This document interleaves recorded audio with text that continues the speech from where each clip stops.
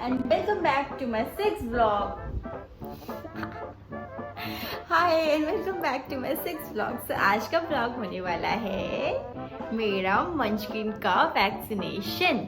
आज के ब्लॉग में मैं कवर करने वाली हूँ अबाउट देयर वैक्सीनेशन शेड्यूल. अगर आपके पास छोटा पपी है तो उसको कौन कौन से दिन स्टार्ट करवाना है वैक्सीनेशन, कौन कौन से वैक्सीनेशन देने हैं एंड कब कब देने हैं, and about their deworming also. I will tell you everything from the starting.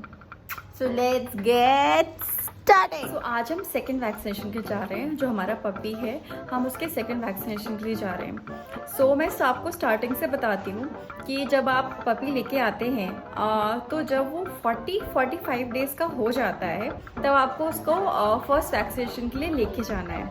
And before 60 days 40-45 days का जैसे होता है और 60 डेज़ से पहले उसका फर्स्ट वैक्सीनेशन कंप्लीट होना मैंडेटरी होता है, जो कि आपका 7-in-1, 5-in-1, 8-in-1 करके इंजेक्शंस आते हैं अलग अलग ब्रांड्स के. आप कोई भी लगवा सकते हैं. फ़र्क इतना होता है, जो 7-in-1 होता है वो 700 का आता है, 5-in-1 होता है वो 500 का आता है, 8-in-1 होता है वो 800 का आता है. उसमें ये अगर 7-in-1 है तो 7 डिजीज़ कवर है, 5-in-1 5 डिजीज़, ऐसे ऐसे करके ये अलग अलग ब्रांड्स के आते हैं. आप कोई भी लगवा सकते हैं. हमने जो लगवाया था वो 7-in-1 था. जो हमने फर्स्ट लगवाया था 40, वो हमने 45 डेज़ पे उसको लगवाया था. सो उसमें जैसे डिजीज़ कौन कौन से कवर होते हैं, जैसे पार्वो एंड हेपेटाइटिस, ये बहुत सारे डिजीज़ होते हैं, वो सब कवर होते हैं. सो ये पहला वैक्सीन होता है. एंड उसका जो सेकेंड वैक्सीनेशन होना चाहिए आपका पपी का, तो जो आपने 40-45 डेज़ और 60 डेज़ से पहले करवाया है, जिस दिन करवाया उसके 3 वीक्स बाद आपको उसका सेकेंड वैक्सीनेशन के लिए लेके जाना है. सेकेंड वैक्सीनेशन को हम बूस्टर डोज भी बोलते हैं. जो आपका पहला वैक्सीन हुआ है ना, वही सेम लगेगा आपको, बट वो उसका बूस्टर डोज होगा. ठीक है. एंड देन थर्ड वैक्सीनेशन होता है उसी वैक्सीनेशन का फाइनल डोज. तो फर्स्ट लगा, सेकेंड उसका बूस्टर डोज 3 वीक्स बाद, एंड देन 3 वीक्स बाद फिर से उसका फाइनल डोज लगता है. ये होते हैं 3 वैक्सीनेशन. देन आता है रेबीज़ का इंजेक्शन, जो पपी को 3 मंथ्स होने पे ही लगता है, उससे पहले नहीं लगता है. सो जो हमारा डॉक्टर, जैसे कि मैंने आपको बताया था, आप पूरी मेरी बातों पर ट्रस्ट नहीं कर सकते हैं. मैं जिस हिसाब से चल रही हूँ उस हिसाब से मैं आपको अपना एक्सपीरियंस शेयर कर रही हूँ. हमारे डॉक्टर ने कहा है कि जो उसको पहला वैक्सीनेशन लगा है 7-in-1, उसका सेकेंड जो बूस्टर डोज हम आज लगवाने जा रहे हैं, उसके बाद जो है, जो 3 वीक्स हो जाएंगे, उसमें हमारा पपी 3 मंथ्स का हो जाएगा. तो उसमें हम उसको फाइनल वैक्सीनेशन ना दिलवा के हम उसको रेबीज़ का इंजेक्शन दिलवा देंगे, क्योंकि वो 3 मंथ्स का हो जाएगा. उसके बाद उसको पर ईयर वही जो रेबीज़ का बूस्टर डोज लगेगा. ठीक है. इतना हमारा जो है ये हमारे पपी का वैक्सीनेशन शेड्यूल है. अब आते हैं डीवॉर्मिंग पे. डीवॉर्मिंग बहुत ज़रूरी होता है जब वो पपी छोटे हों चाहे बड़े हों. डीवॉर्मिंग किस लिए होता है? एक बेसिक सा, जो उनके पेट में जो जितने भी इंसेक्ट्स होते हैं वो सब को किल करने के लिए डीवॉर्मिंग बहुत ज़रूरी होता है. सो जब पपी छोटे होते हैं उनको एवरी 2 वीक में डीवॉर्मिंग करवाना ज़रूरी है, at the age of till the age of 3 months. जब तक वो 3 मंथ्स के नहीं होते, हर 14 डेज़ पे उन्हें डीवॉर्मिंग करवाना है. जब पपी छोटे होते हैं उनके लिए डीवॉर्मिंग के लिए एक सिरप सा आता है, उसको आप स्क्वीज़ करके उनको आप दे सकते हैं. सो वो उनको 3 मंथ्स तक एवरी 14 डेज़ देना है. और 3 मंथ्स के बाद उनको आपको वंस इन अ मंथ देना है. 3 मंथ्स के पहले हर 14 डेज़ पे देना है. जैसे ही वो 3 मंथ्स के हो जाते हैं उनको वंस इन अ मंथ देना है, जब तक वो 6 मंथ्स के नहीं हो जाते. ठीक है. और जैसे ही वो 6 मंथ्स क्रॉस करते हैं उनको 4 टाइम्स अ ईयर देना है. और जब भी आप पपी को वैक्सीनेशन के लिए लेके जाते हैं, आपका वेटनरी आपको ऐसा एक पासपोर्ट, ये उल्टा दिखाई दे रहा होगा इसमें, ऐसा पासपोर्ट प्रोवाइड करता है. ये किस लिए होता है? इसमें ये जो आपका वेटनरी है वो आपको पूरा जितना भी वो वैक्सीनेशन उसको लगा रहा है, उसके स्टिकर्स, उसका डेट, किस डेट पे लगा रहा है, अपने साइन, कौन कौन सी वैक्सीन उसको लगे, ये सब वो इस पे रिकॉर्ड करता है. ये आपका एक टाइप से रिकॉर्ड बुक भी होता है.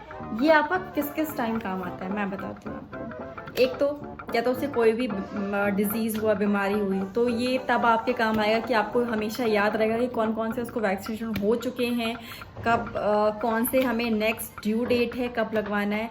एंड सेकेंड थिंग, अगर आप अपने पपी को लेकर ट्रैवल करते हो, ये ट्रैवल में भी बहुत काम आता है। जब आप ट्रैवल करते हो ना, अगर आप ये चीज़ दिखाते हो तो इसमें ये श्योर हो जाता है कि आपका जो पपी है वो पूरा वैक्सीनेटेड है। सो इस बिहाफ पे आप उसको ट्रैवल करवा सकते हैं, वेदर आप उसको फ्लाइट से ले जा रहे हो या उसको ट्रेन से ले जा रहे हो। हम बेसिकली इसको ट्रेन से ट्रैवल करवाते हैं, तो हमेशा हमें ये ज़रूरत पड़ती है कि जब भी हम पार्सल ऑफिस में जाते हैं हम ये दिखाते हैं कि वो फिट टू ट्रैवल है, उसके सारे वैक्सीन हो चुके हैं, इस बिहाफ पे वो उसका टिकट बना के हमें दे देता है। सो ये बहुत इम्पॉर्टेंट है। अगर आप किसी ऐसे एरिया में रहते हैं जहाँ इतना मतलब इतने बड़े हॉस्पिटल नहीं हैं पेट्स के, अगर आपको ये नहीं दे रहे हैं तो आप इसको ऑनलाइन मंगा लीजिए। ये ऑनलाइन भी मिलता है। ऑनलाइन मंगा के आप जब भी वैक्सीनेशन के लिए जाइए अपने डॉक्टर को ये दिखाइए और बोलिए कि जो भी आप वैक्सीन लगा रहे हो उसे, जो भी अगर कोई बीमारी भी हुई है, आप उसमें भी कोई उसको इंजेक्शन दे रहे हो तो उसका रिकॉर्ड आप प्लीज़ इसमें मेंटेन कर दीजिए ताकि हमें आगे दिक्कत ना हो। ये रहे मेरे प्यारे प्यारे बच्चे जो कि सो रहे हैं। बच्चों, आज वैक्सीनेशन होगा। Why is it blur? बच्चों, अब हम जा रहे हैं हॉस्पिटल। कहाँ जा रहे हैं बेटा? हॉस्पिटल जा रहे हैं। अब हम उनका वैक्सीनेशन कराने हॉस्पिटल जा रहे हैं। आज इंजेक्शन लगेगा बेटा को। अब ये जाएंगे इस केज में क्योंकि ये 2 हैं and I can't handle both. तो इस केज में मैं इसको डालती हूँ ये केज इन्हीं के लिए।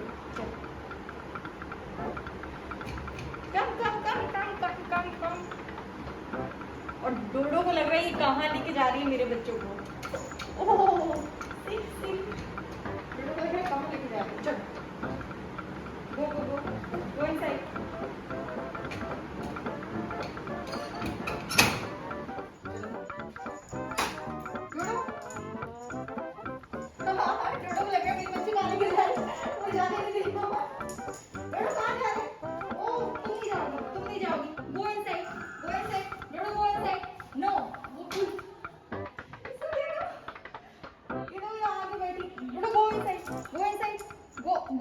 नहीं, बच्चे लेके आ रहे हैं ना अभी। Go inside. हम आ रहे हैं, बच्चे लेके आ रहे हैं अभी। गो। इनका वजन कितना होगा? तो हम पहुंच गए हैं वेटनरी। ये रहे मेरे बच्चे। मंचकिन। Second vaccination.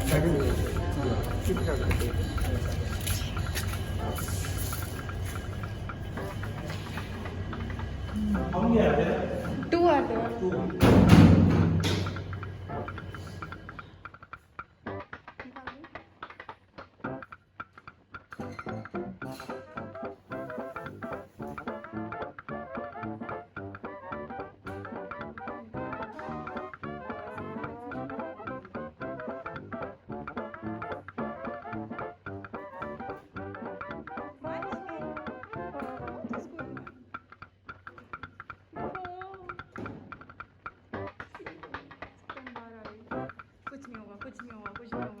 Jump.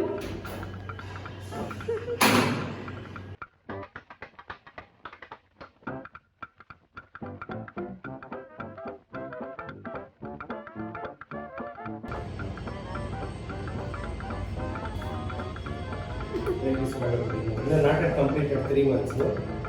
No, not. Yeah. Next injection will include rabies. Rabies also. Third is the last vaccine. 3 injections, 3 to 4 injections will be actually enough for the first year. Okay. And next year onwards only 1 section. That's it. Munchkin? The growth is good. Growth is good, right? Okay.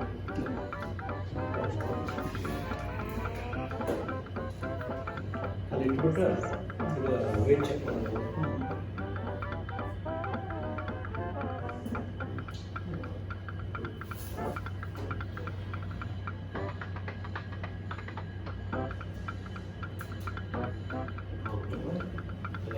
They're not at all crying and all. That's good. Some they are very decide. Some Yeah. they are arrogant. They are very Because they check silent. their mentality and then actually act that. Otherwise they bite. Once we see it actually we can assess to certain extent. Okay. How is that Both have the same character? Sometimes even the puppies they start biting us. यहाँ पे जो puppies हैं उनका wait हो रहा है। पहले हम पपीज़ को लेके खड़े होते हैं, जितना हमारा वेट होता है वो रिकॉर्ड होता है। उसके बाद फिर हम सिंगल खड़े होते हैं, पपीज़ को छोड़ के वो रिकॉर्ड होता है। देन उसको माइनस करके जो भी आता है वो पपी का वेट होता है।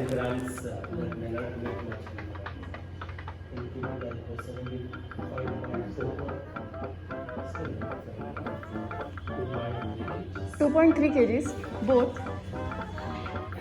They're good growth, huh? डोडो का वेट अभी खाली 5 kgs ही है। No, don't.